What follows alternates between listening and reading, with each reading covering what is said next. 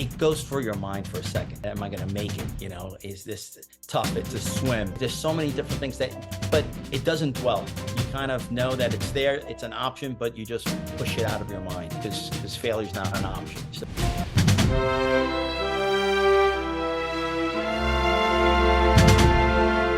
Welcome to Mindset Lessons from the Field. I'm Gina Kazaza, the author of the upcoming memoir, Training with a SEAL. And today on our show, we have an awesome guest. He was on SEAL Team 2, 3, 4, 18, and Special Operations Command Central and South. He is also a retired special agent with Homeland Security Investigations, where he served in a number of positions, including being a member of Joint Terrorism Task Force.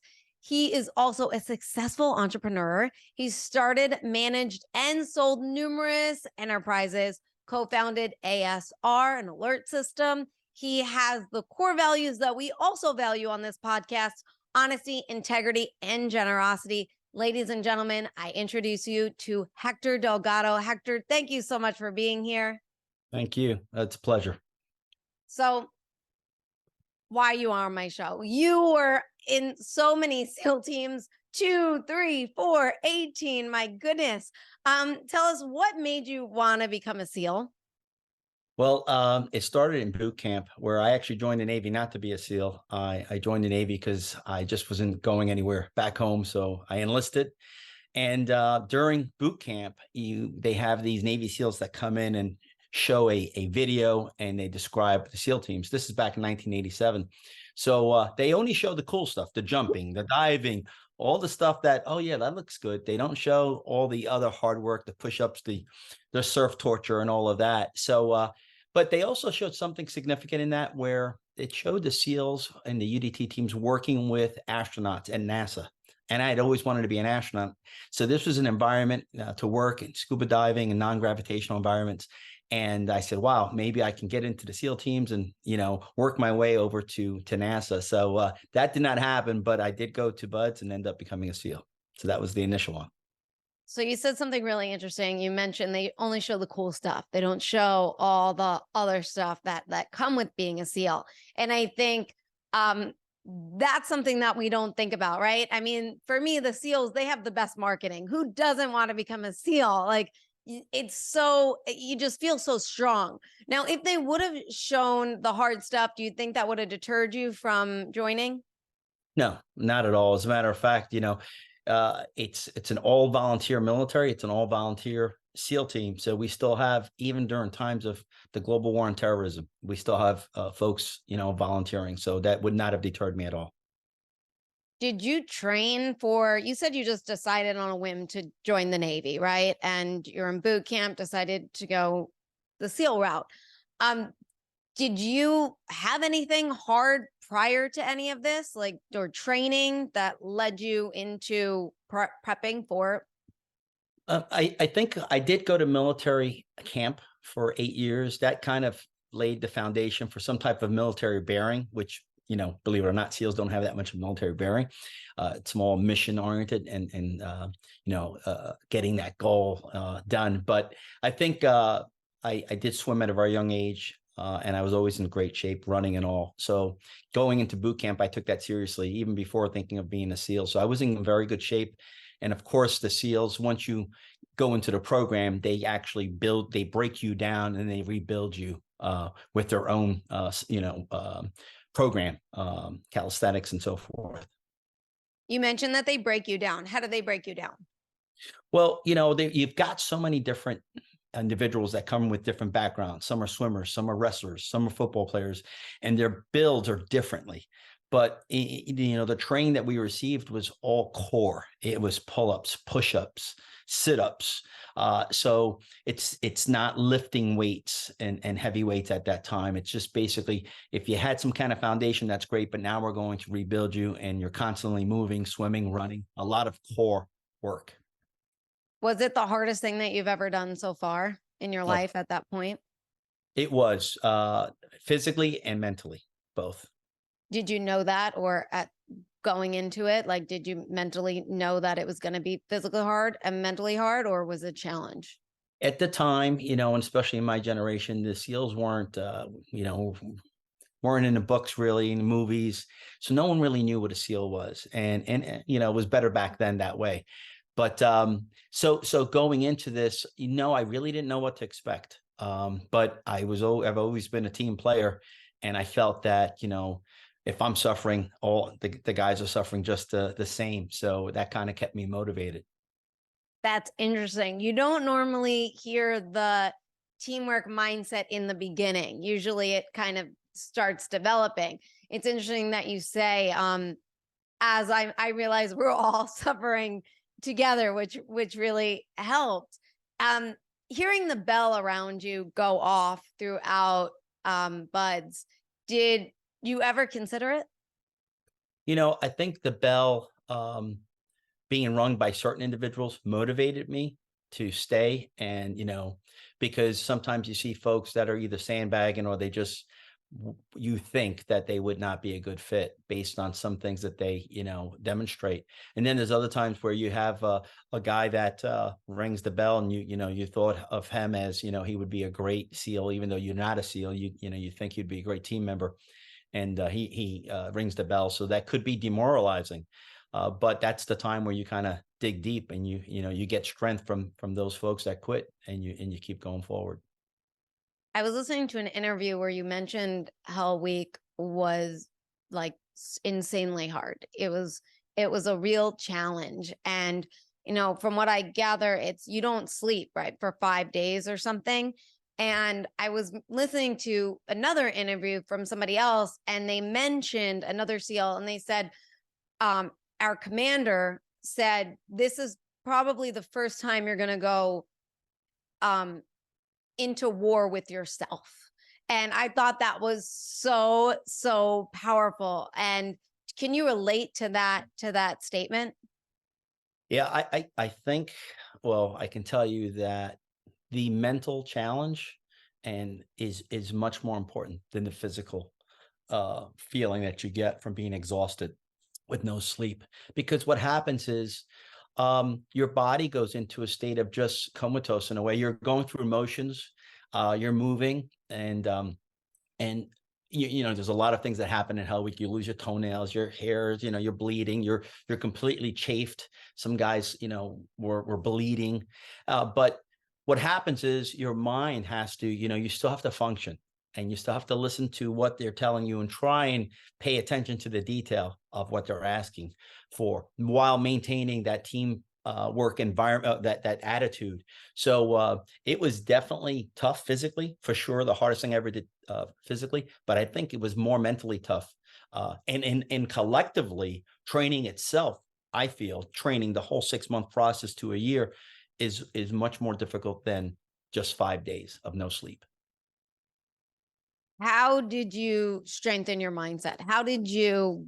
What was your mind saying that you had to overcome? And how did you overcome that? Because to me, like, just sounds so satisfying to quit, but then you live with that. And I remember when I was training with the SEAL, and I think I mentioned this in one of the previous episodes, where we were doing push-ups, and I looked to the person next to me, and he just collapsed. And I was like, ooh, that looks really nice. Like, that just looks like a nice break.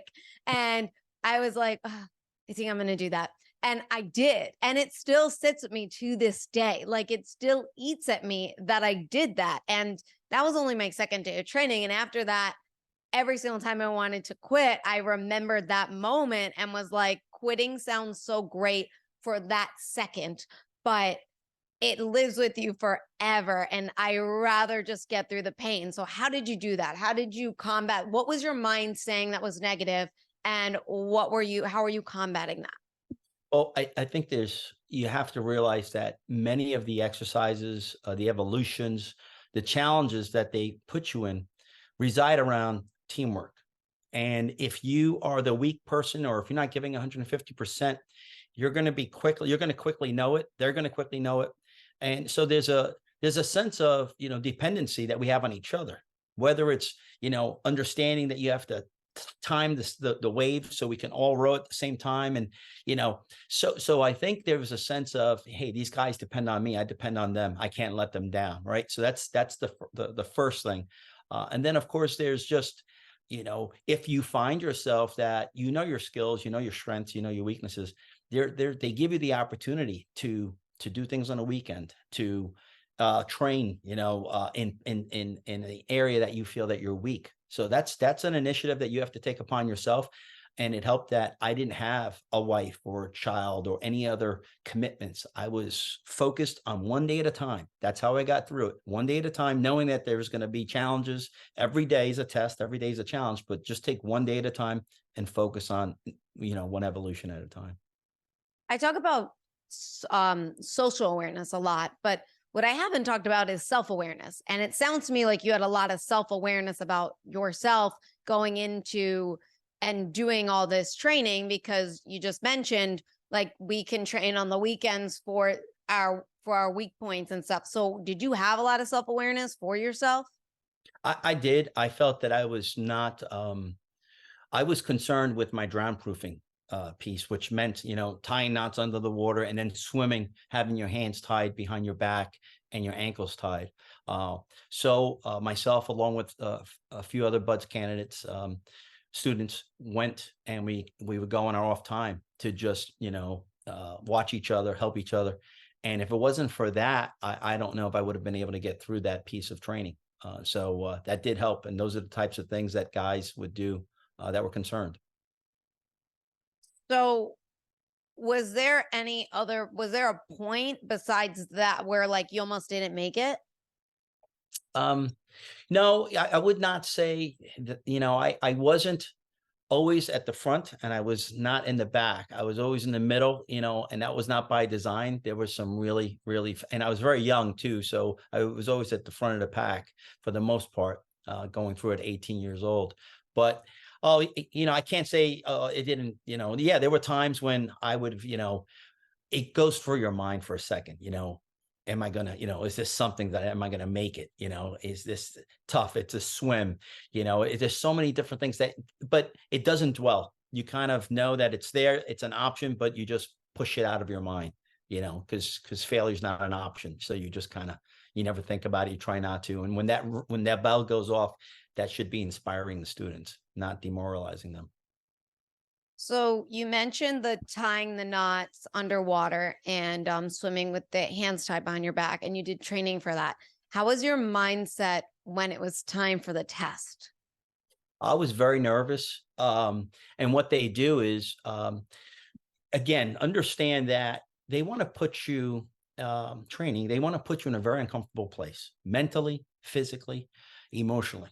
And they want you to, they're doing that because when you go to combat or you're in a situation of high stress, you can reflect back. Oh yeah, I remember. It's kind of fun. And sometimes guys laugh at death, because you remember what you did. And sometimes training and accidents and things that occurred are worse than, what happens overseas. So you have that level of, okay, you can reflect back on training. And that's the goal, is to get us into an area that we're so uncomfortable that we can reflect back. But I think when it comes to drown proofing, yes, I was very nervous that day. And as a matter of fact, one of the knots I did not get correct. And I kept trying to do it. I was running out of breath. And at the last minute, I kind of just shot up to the surface. The instructors are watching, and the instructor held me. Another instructor came down, and I was fighting to get to the surface, and I just never made it to the surface. So I ended up drowning on that one. They revived me. And of course, I had a day to go back down and figure out the knot tying the next day, which I ended up completing. But you're not getting away. These guys are sharks, the instructors. They'll know who the weak people are, and if you're trying to do something or skirt the system, you're going to put a target on your back, and they're going to focus on that. So how was day two then, going into after the drowning, the reviving, and essentially not completing the task? How was it then the second time with all that pressure? Yeah, you just, again, that night, I just, of course I prayed. I was like, I've got to do this. I kept going through. I went through the knots over and over again, because tying a knot outside of the water is easy. But now you get under the water, there's pressure, you're at 15 feet. There's a lot more external pressures around you that you have to deal with. So I thought about that, but I felt the next day that I had to do it was do or die. There's no, that's it. It is what it is. And it was only because I ended up passing out. They drowned me that I had the opportunity. Some guys don't have that opportunity to do it again. How did it feel doing it again? Well, I remember the instructor said, "Hey, okay, this chapter's closed. On to the next one." So he was telling me, "Don't, this is it. The next chapter starts right now. All right, you've done this, it's over. Now on to the next challenge." And so he didn't want me to get cocky or anything. He was like, "Okay, you did it. Let's move forward." So I kind of took it that way, like, okay, let's just forget about this and let's move forward. And how was you mentioned the swim, the hand tides behind your back. How did you have any other struggles along the No, way? not when it came to that. I was really, because I did the training on the weekends, I was very confident and I did well. But we did lose people during that evolution as well. But I felt good on that one and I passed that. So during your time throughout training and then coming out and completing training and then being a SEAL and going on to missions and all this other stuff that comes with it, how do you feel like your mindset is always getting stronger? Are you ever aware of um if it's ever dropping to get it back to where it's supposed to be? Well, I was in a unique situation because I had two careers. I started out, as an active duty SEAL enlisting. And then after serving for 10 years, I went into the reserves. But when I went into the reserves, I ended up going into law enforcement. So now I'm dealing with a different kind of evil.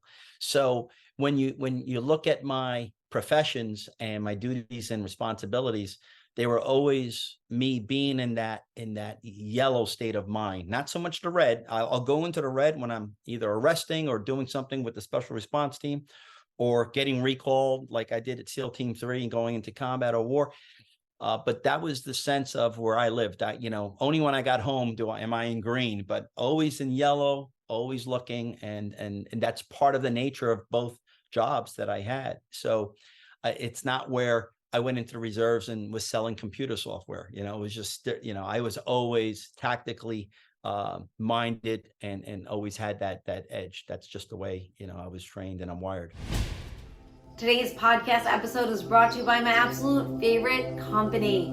If you know me or seen videos or photos of me, then you know I always have one on my wrist. I absolutely adore this company. DiscoverOmnia.com. DiscoverOmnia.com is the world's first smart crystal bracelet. Every single bracelet is handmade in the USA using real, genuine crystals made on memory wire. Every bracelet is unisex and they're also aromatherapy. The cool part is the black onyx charm that is on the bracelet. It scans to your cell phone, connecting you to their Wellness Hub Elevate. You can also access their Wellness Hub Elevate on your computer or tablet. You just have to sign into your account. The bracelet gives you a 12-month membership. It has over 200 pieces of self-care content, from motivational tips, meditations, breathing exercises on the theme of your bracelet, printable journals, and so much more. The content is ever growing. And that's not all. The bracelet also gives you lifetime access to their Elevate Together Club, which meets monthly via Zoom. Each month is themed, giving you actionable takeaways to elevate your life.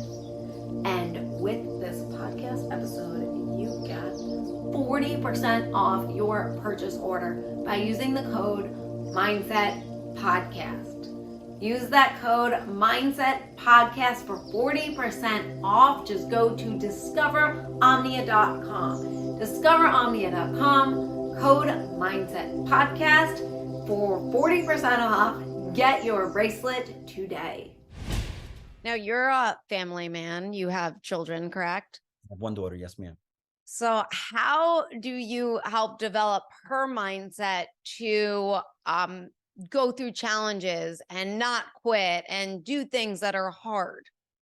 I think what I did was I felt that even though I was a SEAL, and I had not retired yet, I felt that giving back to the community was important. So I down here in Florida, we have the National Navy SEAL Museum located near my house in Fort Pierce, Florida. I live in Jupiter. So I became involved with the museum and always went to their musters, participated as a role player, as a SEAL, doing these capability exercises. And my daughter grew up in that environment, with the helicopters and with the SEALs that would come and visit. And we do a lot of different events there that bring the guys together. She grew up seeing the camaraderie. She also grew up seeing all the little things that we do, to simulate what our active duty brothers are doing. So that in turn, got my daughter into driving boats and jumping out of an airplane, becoming a pilot, and doing things at a very young age. But most importantly, she understands the mindset that I have, and I think that's the biggest compliment anyone can give me is that she is a very good judge of character. Can you talk about that mindset that you and her share together? Sure. It's we have this saying in SEALs, never quit, right? We have situations where you have a Medal of Honor recipient that, received that Medal of Honor. Why? Because he went back and that's Mike Thornton. He went back and got his teammate who, for all intents and purposes, was going to die, but he went and saved him. So this never quit attitude, where you're depending on each other in combat or in business, that's what transcends for me, where it doesn't matter what I'm doing. You don't quit. You just don't, you find a way to succeed. You find a way to win. And that's something I tried to instill in my daughter, which I've done. And I also instill in my teammates and my, and whether it's business or in the reserves, in my team, that's what you do. It's that never quit attitude. And that's how you inspire folks. How do you instill that never quit attitude? I think you instill it first by leading by example. Not it's like you're going to be the first one there. You're going to be the last one to leave. You start from there, showing that you care about whether it's business or the mission, that you've got their back and you're there, 24/7 to prep for the mission. And then people take that, especially folks, your subordinates, and that's how you teach them. If that's what they know from day one, then that's how they're going to behave and act in the future. But you have to instill it, and you also have to even though you go through training in buds, well, you get to the teams, and there's more training. There's advanced training. So as a training cadre, we need to instill that pressure like we did in buds, not treat them like, like we're trying to weed them out, but treat them like adults, but yet put that level of that emphasis of high level of stress and provide these problems for them so they can have those, solutions to these challenges. So that's what we do. Once you get to the teams, you're still challenged on a lot of these scenarios that they provide in training. So with these challenges, what did you learn going back to self-awareness that was your biggest challenge? I just felt that, I always assess myself, because what we do in training is there's also shooting, right? Let's just pick shooting. Shooting is a perishable skill. There's a lot of things that are perishable, skydiving. So this training cycle, it never ends.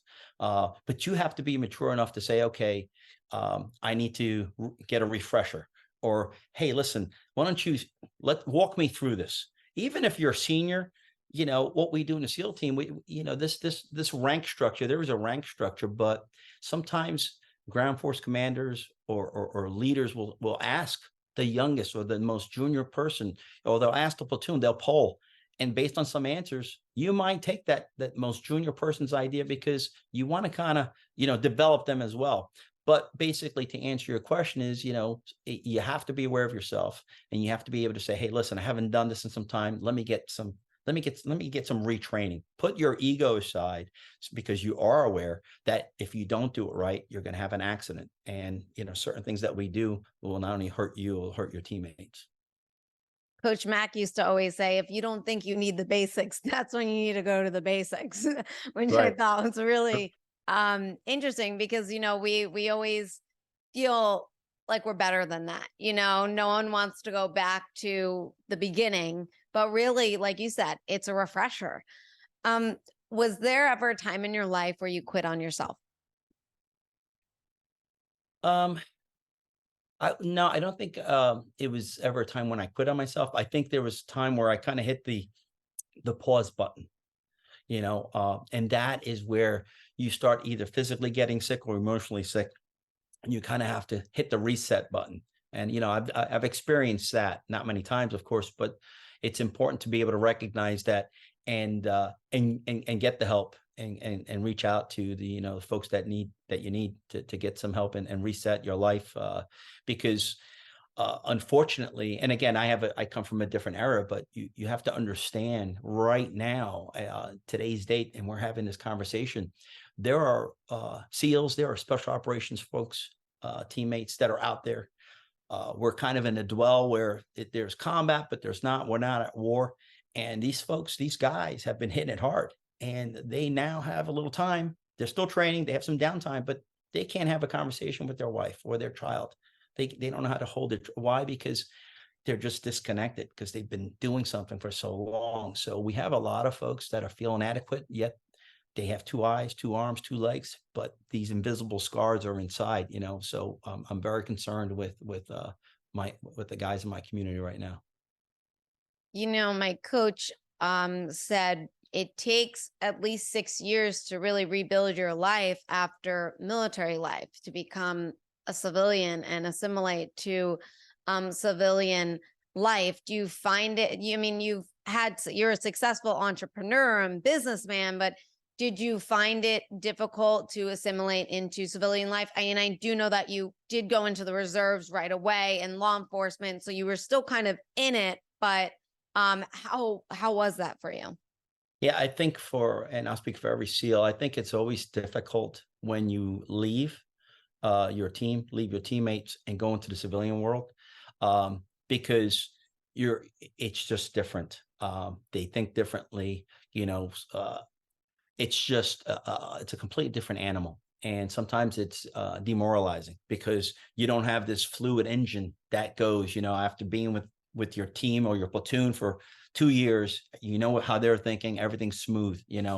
Uh, so and civilians, and I'm not saying people are lazy. It's just a different mindset. So I had a hard time. I wouldn't say I had a hard time. I had to make some adjustments because of the quality of people that I had now starting to work with. But I ended up finding, finding the group of people that I would be able to relate to that work in a similar environment like the SEALs. So that's special response team. That's the SWAT team guys. Those are the guys that are cut from the same cloth. They're civilians, but they think like the SEALs. They operate like that, and it's all about service to them. So that's was a magnet for me, and that's the direction I went into when I went to the feds. You mentioned, you feel sometimes demoralized. How do you speak to yourself or your mindset to boost yourself back up? I think the first thing you have to do is, and you say, successful entrepreneur. All I did was I started some ventures, I failed, and then eventually, you hit a couple home runs or a couple base hits, and so it's always a constant learning thing. So how I picked myself up was by learning. What did I do wrong? Not doing it again, and figuring it out. I never want to be the smartest one in the room. So it talks about what I do is how do I learn? Well, I surround myself with good team members or mentors or people who are going to help me to avoid that mistake. And you constantly need to keep diving into, what did I do wrong in that business venture? What can I do better? So yes, it's demoralizing, but it's quickly saying, okay, I'm going to get back on that horse. I'm not going to, woe is me. Let's just keep moving forward because, you do have mouths to feed, and you have to, you have to control those emotions. Do you have any stories for us on either your time in training or in buds and seer or even in combat for where it was just like really, really challenging for you and you came out on the other side and how it all felt for you? Well, I can tell you in training, when I was at SEAL Team 2, we did a lot of work with submarines. And back then we would lock in, and lock out. You're in a submarine, and then you have to pressurize the compartment. You have to flood it with water, and then you have to get out and work with all kinds of. There's things you have to do. to prepare for the rest of the team to come out. And I just remember almost dying one time because what happens is the submarine has to maintain a certain depth, and sometimes they'll lose that depth. And if you're anywhere near that compartment, they're going to physically shut that door. Uh, and I had gotten stuck in that door, and the trunk operator was trying to move my tanks and get me clear. When all of a sudden, I felt that we were getting deeper. Right at that time, I popped out, but all I remember is seeing the shadow of the submarine leaving, and I was way deeper than I should have been. My ears had popped, so I basically tried to gather myself and slowly make my way up to the top, and thinking, calculating, do I need to make a stop? Because I'm diving scuba, and I was in training. So I do remember, thinking, oh my God, it took like forever to get to the surface, and just tried to not panic and just get up there. So that was one of many times where could have gotten worse, but that was one specific one. In regards to combat, I entered as a peacetime SEAL, trained by Vietnam vets and so forth. But probably the highest and lowest point of my career was serving with SEAL Team 3 in Ramadi, Iraq in 2006. Serving with a great team, great task unit, great people, great leaders. But again, we did lose a couple SEALs. One is a recipient of the Medal of Honor. He jumped on a grenade. So being part of those guys and experiencing what we did, not only helping each other out, but helping out service members, the Army guys, the Marines there, because you don't care. It doesn't matter how special you think you are. When there are IEDs around and there are Americans dying, it's one team, one fight. So I think that was the highlight, but also the lowest point because of the loss that we experienced. How do you push past the fear of, like, you mentioned, in training, couldn't do the knot, going up to the surface, I'm drowning. How do you calm yourself? And you mentioned the submarine, that incident of, almost that door shutting on you and then being able to slowly come up. Like, how do you just stay calm for yourself in, like, the face of, I could possibly die in this moment? It goes back to buds. It goes back to training, because they you are put in an environment. I wouldn't say you're put in an unsafe environment, but you're put in an environment where you have to figure things out as a unit collectively. And sometimes you have to figure it out by yourself. As I told you, I was in the knot tying. Well, what about, we have to go now against, I was a winter class. We have these little IBSs. We have to paddle through 10-foot waves. So, and when that wave comes in and brings you back on the rocks, now you have to negotiate the rocks without snapping your legs. So I think a lot of the exercises and what they've done in buds, that carries you forward. That, coupled with the training at the SEALs teams, the advanced training, it's constantly keeping you on edge, and it allows you to maintain that sense of, that third sense of, how to get through things, and how to also avoid getting injured. So How can a civilian, like, stay calm? Like, what would you do? Like, instead of a civilian, like, putting themselves in a rowboat with 10 people going through a 10-foot wave, like, how can they do something that's more on civilian level to train themselves for if an incident like that were to happen? I think I'll answer that with, based on what I'm doing now. I developed an active shooter alert system, right? And we have an epidemic in our country. And when people get shot at, they're going to lose all fine motor skills. Okay. But you have to be able to survive the incident. Okay. So what do? You have to be able to assess, where's that gunfire? Where am I going to go? It's not a fire drill, because you might have to go and lock yourself in a room and survive, but you have to be able to stay composed. So how civilians can do this is, number one, work that through your mind, in your workplace. God forbid something happens. Where am I going? What direction? Think about it. I'm not asking them to be SWAT people and start patrolling their office, but actually think about where I'm going to go. But also, if something happens, they have to learn to conduct and do some combat breathing, get themselves down. There's a certain way to do that, and to breathe a certain way to get you where you're kind of stable, your heart rate, and you're able to make decisions instead of hyperventilating and panicking. were you trained? That was part of training, combat breathing and all that stuff. Absolutely. Now, did Absolutely. you do that when you were getting drowned in the pool? No, I was not doing that. I was not breathing at all. Are you kidding? No. Uh, but yeah, that's I think about that. It's funny you mentioned that because I think every SEAL throughout the day, things go through their mind, whether it's a loss of a teammate or something funny, there's always something that happens and it brings you back to either a funny moment or a moment that, was really impressionable during training.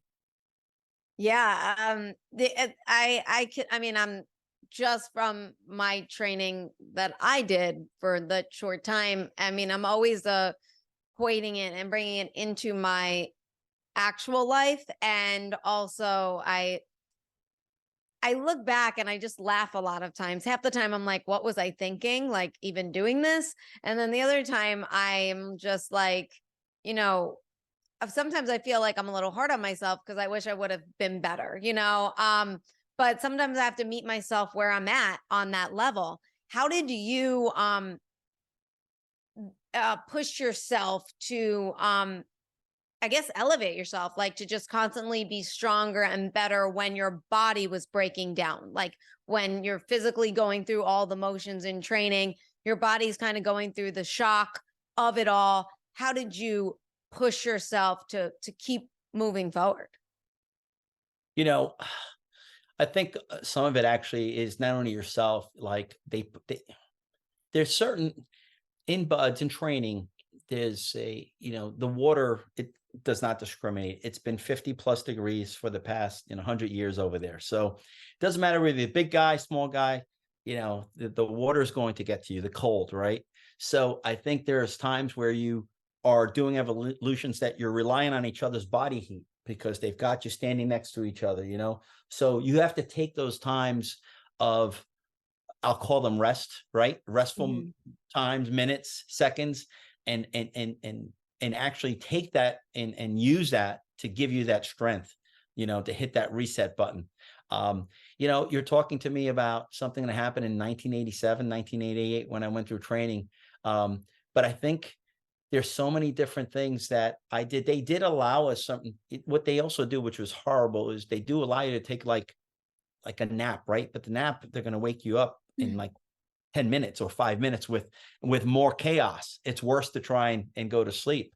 But I just, I'm trying to think about how I did it. And it was just, again, it was just fear of failure, I think to tell you the truth, I think it's fear. I was more afraid of failing than actually, that was me. I just did not want, I wanted to show that I can do something myself. My parents didn't know I was in buds or in training until the very end.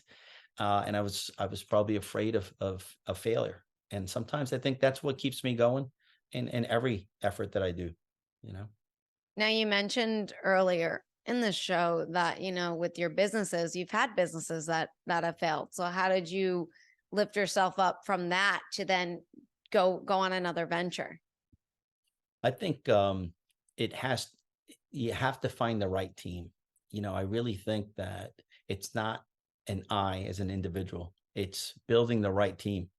And you think about the SEALs. Well, not every effort, even though we have a very different mindset, we are goal oriented, but sometimes it's not a SEAL. Sometimes it's a different guy who's got a different characteristic or skill. And being able to identify those types of individuals, that's been my gift of putting a team together that's talented, understanding their skill sets, and then having them all work cohesively. And so I think I've gotten better in doing that, and I think that's what's allowed me to scale the business and move forward to where we were a couple of years ago. And how did you, well, as a businesswoman myself, I'm always, for me, I feel like I didn't go to business school. You didn't go to business school, right? And it's really just like trial and error. I'm just like throwing a bunch of spaghetti on the wall and seeing what sticks. And then what is sticking might not be sticking in a couple of months. I got to rethrow it on the Yeah. wall. And what did you learn in your military time as a SEAL that has translated to um the business world and having success? Yeah, I think it's again, not showing your staff, showing your employees, showing your teammates, and showing your partners that you're willing to put in the time with them. And also, sometimes it's not a democracy all the time, right? But also understanding that their comments, their input, counts, and making people feel valuable. And I think I've grown in business. I did not go to business school, but I've grown, and I know my limitations. And you also have to say, hey, listen, this is this is something that instead of doing everything, we need to bring in the right professionals, and so I think from a SEAL leadership, definitely bringing that in, showing them as an example, what I'm putting in the time and effort. That's the first thing. And then also, when there's challenges, showing them that, wait a minute, let's take a step back and let's continue on with the mission, but let's do it this way. We're not giving up. And that's the key, because there's been a lot of challenges in my space with some of the verticals, but we're able to take that step back, reassess, and power through again. And when you transition to civilian life, and back home, being with your family more, and what lessons did you learn from training that you actually use just in everyday, not just business, but in your personal life as well? Um, Lessons that I learned in the SEAL team, or Just like that you learned from your time when you started in the military to something that's now like an everyday thing for you.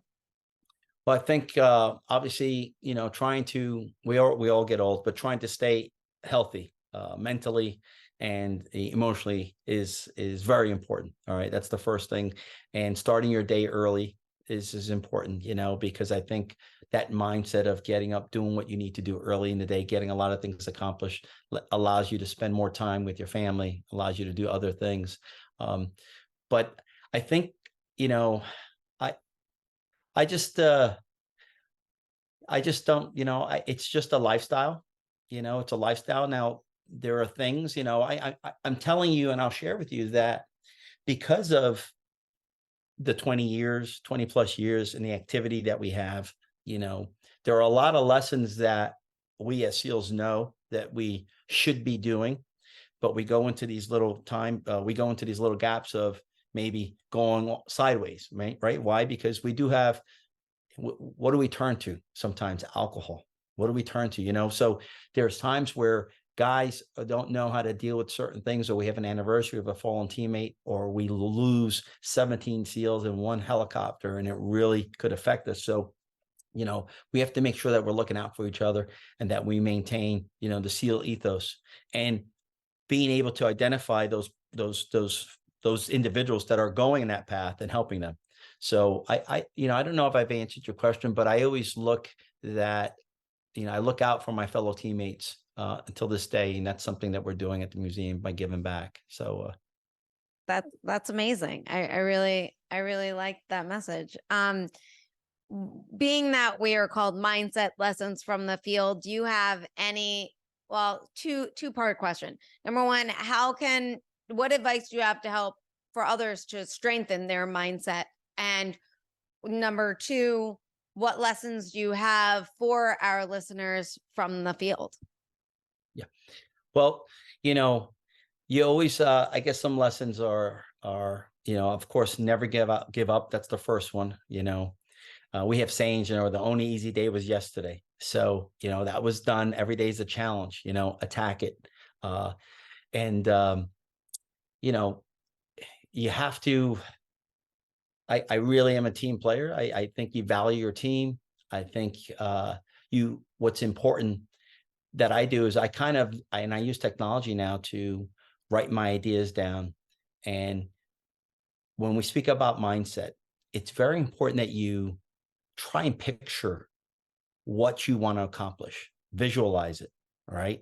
Because and I'm not saying that you're going to manifest it, but I'm saying is you visualize it. Why? Because when you go to combat or you're going to arrest someone, you want to think about Hollywood shows people getting shot and they fall down, lay down. That doesn't really happen. All right. Unless you're really getting shot in the central nervous system.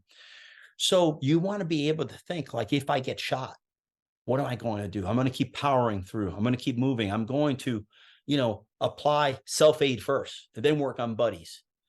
These are things that you train and you'll do them, but you also have to mentally do that. You have to say, I'm going to stay alive. And I tell you that because years ago, when they used to train, when we trained, and even in law enforcement, we had these paint guns or these wax bullets, and you would get shot. And if the instructor saw you get shot, he would say, "You're down, lay down." Well, you're training people to just lay down because they got shot. And that's not what you want. You really want them to fight through that shot. That's why we wear body armor here. That's why we have patches. Aim for the patch, buddy. That's where your plate is. So I think having the mindset to survive is very important. And that's the key, is where people can play in their mind, what if. We have this thing in the SEAL team called the what if. What if we get hit here or we get contacted here? How are we going to move? Well, I would play that. And my wife thought I was strange sometimes, but I was like, okay, if I get shot or if we're going to go through with my special response team, this is what I'm going to do. This is how I'm going to, I'm left-handed. Now I have to shoot right-handed. So putting these scenarios in your mind and living it and thinking about it, that's a mindset to me, so, and that's what I practiced. So I have to ask one more question now from that, because that was a pretty awesome answer. Did you do visualization and mindset when you were going through training and seeing yourself like graduating? When did you get into it? When did you get into like this part? That I didn't start getting into that until I got into law enforcement, I would say. Yep. A little older. Now, yes, did I think about, training? Absolutely. Did I think about the graduation date and how that would look? Sure. But they really don't give you a lot of time to be thinking of that. And you got to remember, I went through at a time where, they have sports medicine, they have doctors, they have neuroscientists and surgeons and people, and even recruiting, how they recruit now for SEALs is completely different. Back then it was, okay, you don't feel good, you're hurt, take Motrin and suck it up or quit. There was no, that we had boots, we had different equipment on. They've gotten smarter. I'm not saying it's softer now. I'm not saying, it's not as hard, but they're okay. So they realize maybe the guys need to be running in these types of sneakers versus boots. Maybe they need to be wearing these types of helmets and things that are more safe, better for safety. So we didn't have that in 1987. We just didn't. We had the SEALs were not, the Navy didn't like us, and we had the crappiest gear, and it affected people in training. It did. So I'm glad that I was able to do it. I'm sorry. Did you ever get hurt at all? I did. I got hurt though. I broke my toe in training, and the only thing they could do was, and basically again, they said, listen, you can quit or you can, we'll give you a week where you can just walk. So the class would run, I would walk and I'd meet them. And even though I was doing the shuffle, and then what they did is they cut my boot. They cut a little thing for my toe to relieve some pressure. And every day the corpsman would come with a little drill, and he would just do this until he drilled down into the nail to release the blood and the pressure. So that's what I just stayed with it. So there's really nothing you can do with a broken toe. You just power through it. So it was Motrin, release the pressure, and just deal with it. How you push through the pain? It was just the no quit, like I'm gonna die before I quit type of attitude. And the more you go through training where you've invested the 2 to 3 months, you're halfway there. Much more, and that happened to me out at the island. So I didn't not want to go home. So I wanted to just, stick with it. Did anyone ever ring the bell like so close to graduation? I'm trying to think. I don't remember. I think my phases were different than they are now. My third phase was diving, and diving, you basically have to fail a test and or not really be good under the water. There's some guys that sometimes they do test for shallow water blackouts, and they do test for oxygen toxicity, where we go to a chamber. But I don't remember losing too many people in my last phase, and if it was for academics. What's some shallow water blackout? Shallow water blackout is where you go under the water. It could be 2 to 3 feet under. You're holding your breath and you're swimming and you black out. You basically don't have the tolerance to continue to swim, because one of the things you need to do in training is, which is part of that drown proofing process, is jumping into the water and then swimming. I believe it's 50 yards, 100 yards, back and forth, or 25 meters, 50 meters. And you have to go to one side, touch the wall, and come back. Mhm. And we had a few Without guys coming up, right? You not have coming to up. stay, Yep. stay under. Okay. And that's another thing where guys, if you think you're going to have problems, you better go practice. Yeah. Were you ready for that one? Ready for that one for sure. Must have some set of lungs. At the time, we all did. Most of us were able to hold our breath for a long time, and that's all those little things are those objectives that where if you feel that you're not up to it or you're weak, you have the opportunity to train yourself versus going out and for the weekend and partying. So. Oh, I really enjoyed talking with you, and I'm so grateful that you are a guest on my show. Thank you so much for being here. No, thank you. It's a pleasure. And if you ever find yourself down in South Florida, please come visit the Navy SEAL Museum. It's the only SEAL museum in the world, and it's also the Navy SEAL Memorial. It sits there, for all the SEALs that died in combat or in training, and it's just. The message is for other SEALs who might be watching this. I would love to get them down here because it's therapeutic to be and see, the museum and everything that they've done to preserve the legacy.